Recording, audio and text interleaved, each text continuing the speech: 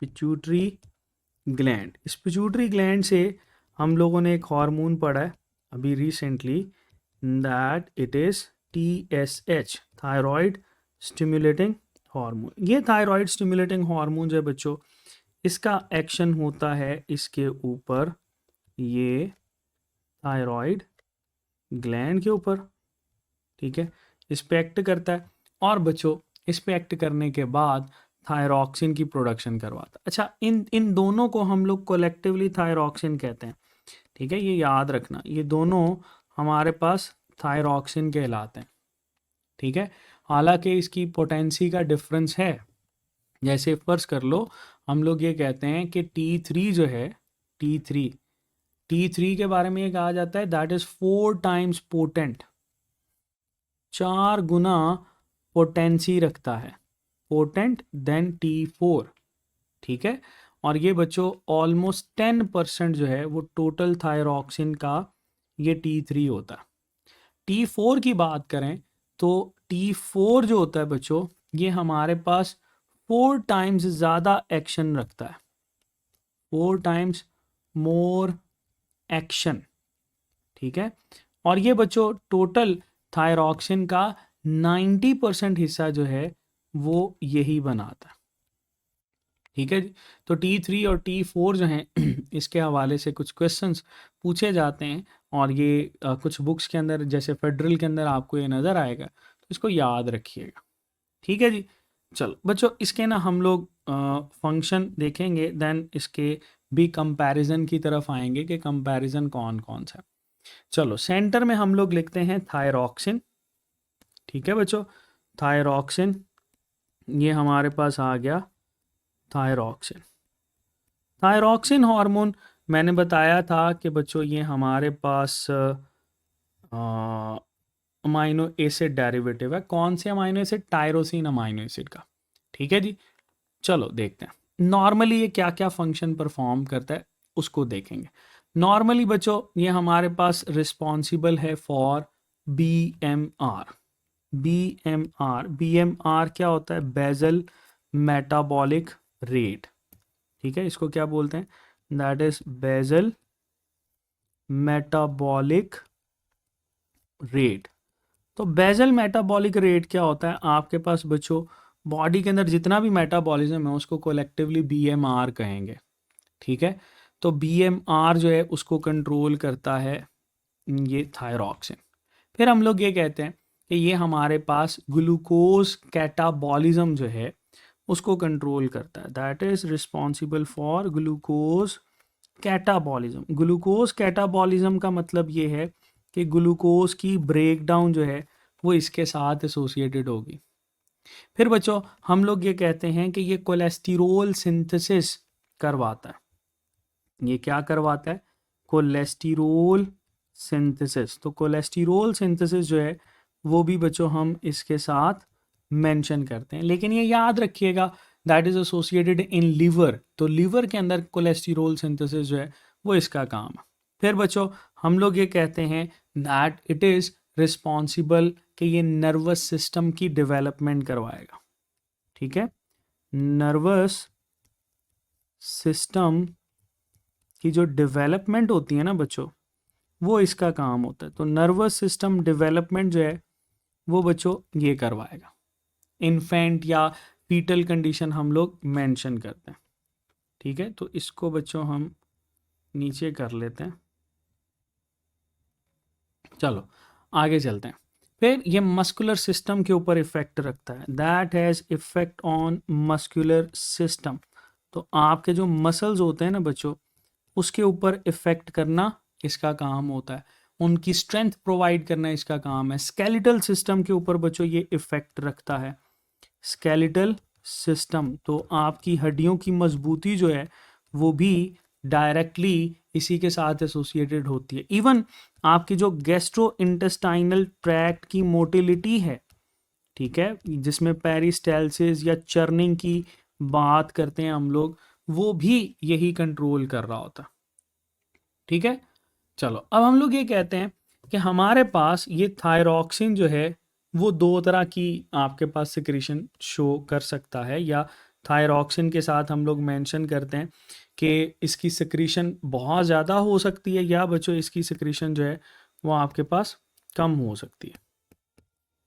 ठीक है, तो हम यहाँ पर डील करते हैं हाइपर थायरॉयडिज्म। हाइपर थायरॉयडिज्म क्या होता है?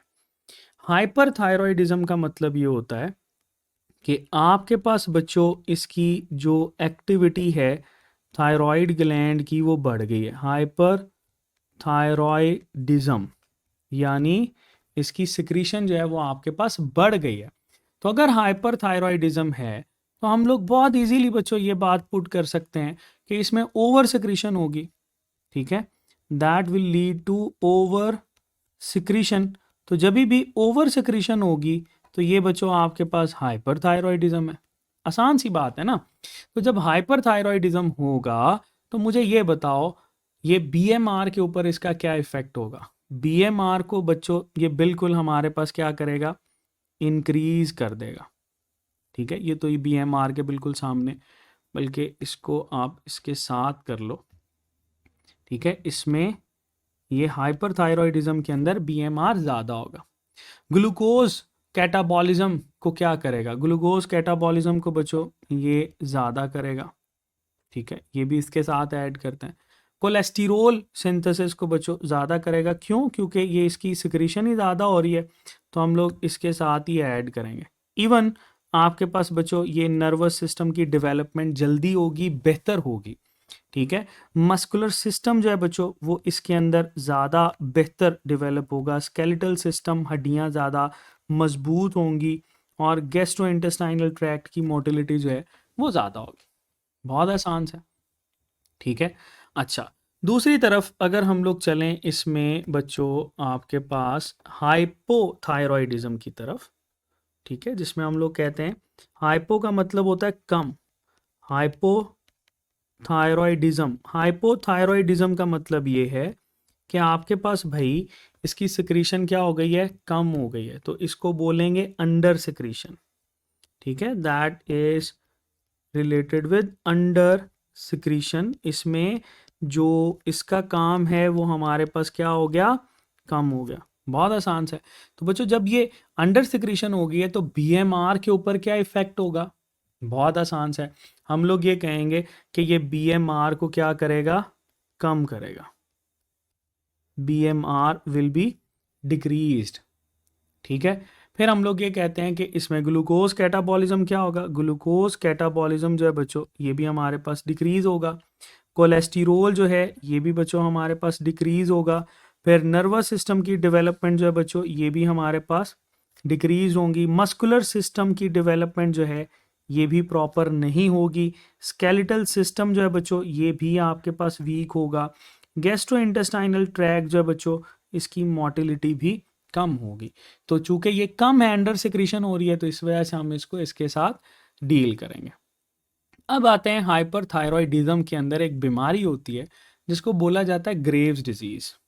ठीक है, तो ये याद रखिएगा, यहाँ पर हमारे पास एक सेपरेट एक डिजीज मेंशन करते हैं हम लोग, ग्रेव्स डिजीज। ग्रेव कहा जाता है कब्र को। ठीक है, तो ग्रेव्स डिजीज ऐसी बीमारी जो कि आपके पास कब्र में ले जाती है। बच्चों इसमें एक सवाल आता है, क्या Graves disease auto immune disorder है? बिल्कुल है। Graves disease is an auto immune disorder.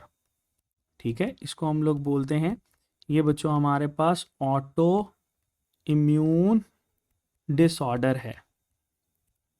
ठीक है, इम्यूनिटी अपने ही जो सेल्स होते हैं वो इसके अगेंस्ट जो है वो काम करना शुरू कर देते हैं, इस वजह से हम इसको ऑटो इम्यून डिसऑर्डर कहते हैं। ठीक है, चलो अब इसमें क्या होता है पहले इसको अंडरस्टैंड करो कि ग्रेव्स डिजीज के अंदर क्या होगा। तो बच्चों अगर हम लोग यहाँ पर ग्रेव्स डिजीज की बात कर रहे हैं तो ग्रेव्स डिजीज के अंदर ना आपके पास ये जो TSH है इससे मिलती जुलती एक प्रोटीन बनती है।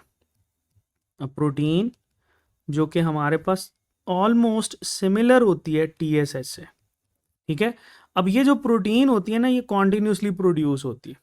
अब इसकी वजह से हम लोग ये कहते हैं कि ये प्रोटीन जो है ये भाई आपके पास जब कॉन्टिन्यूसली प्रोड्यूस होगी, that will have action on thyroid.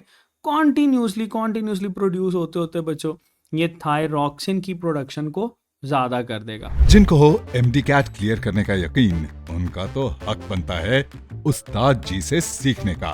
Physics in seconds देता है एमडी कैट की live classes bye Pakistan experienced teachers with thousands of practice MCQs and lecture notes for fast revision. Join Yaqeen MDCAT session. For admissions and details, visit physicsinseconds.com. हर entry test की prep के लिए Physics in Seconds.